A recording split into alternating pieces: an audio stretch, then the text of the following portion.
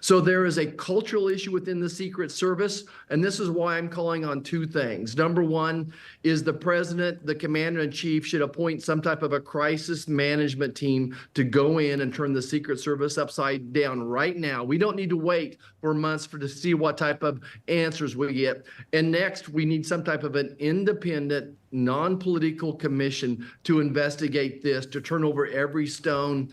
And today, what we need to ask is, what are they doing to protect President Trump? What have they done to surge more people to protect him when he has these events, as well as give him the drones and whatever else they need to make sure that he's safe and secure? Yeah, and when you think about conspiracy theories historically, they're born out of a lack of information. And right now, here we are, almost 3 weeks removed from this assassination attempt in Butler, Pennsylvania. And I've got more questions than I have answers. We learned yesterday that law enforcement on scene, which apparently was completely siloed, they had no communication with one another. So local police in Butler, Butler Township Police, State Police, the Secret Service, the ATF, and the FBI, they apparently identified this would-be assassin 90 minutes before he got on that rooftop and started shooting up to 8 bullets at the former president. We also learned that they spotted him. He had a bicycle. He arrived by bicycle. He was carrying a bag that was a rifle bag. We know now in that bag was an AR-style rifle. He had a drone with him and a scope that two-person sniper teams would have in the military.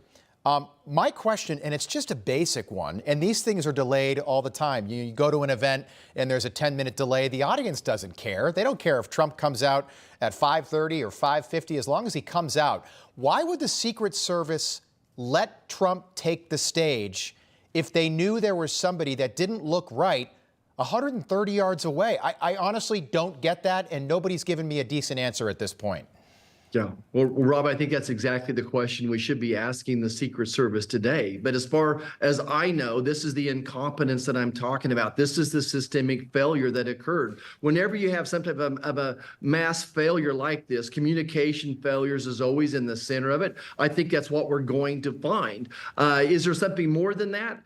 To your point, this is where conspiracy theories are conceived, is when there's a lack of information. And I understand the FBI has an ongoing investigation, but still they need to look America in the eye in the camera today and say, look, either we're concerned about there is more to it than just one shooter, or there's not. Again, if I was betting money, I think this is a lone wolf. I think that this was a mentally disturbed young man, and he was a copycat of the JFK assassination. That's the most likely answer. But when you lose your faith in the FBI, as the American people have, and rightfully so, we've lost our faith in the Secret Service as well. Yeah. This is why Americans don't feel safe and secure. This is why we need a strong commander-in-chief to become president of the United States and restore democracy, restore safety, security, and restore law and order as well. Yeah, and thank God that Donald Trump is okay, but people of a certain age, many people watching right now were there when JFK was killed. They saw that all play out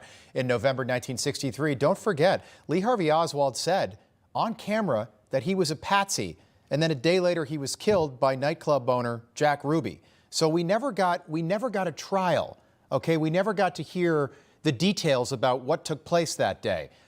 44 months after the assassination, we got the Warren report. But I think if you ask somebody on the street today, they still have questions about what took place in Dealey Plaza that day. Matthew Crooks is dead. We'll never hear his side of the story. But don't you think it's a little peculiar, and you're a U.S. Senator, you've got access to a lot more information than I do, but don't you think it's a little peculiar that 20 days removed from an assassination attempt on a former president, we still have no idea what this guy's motive was?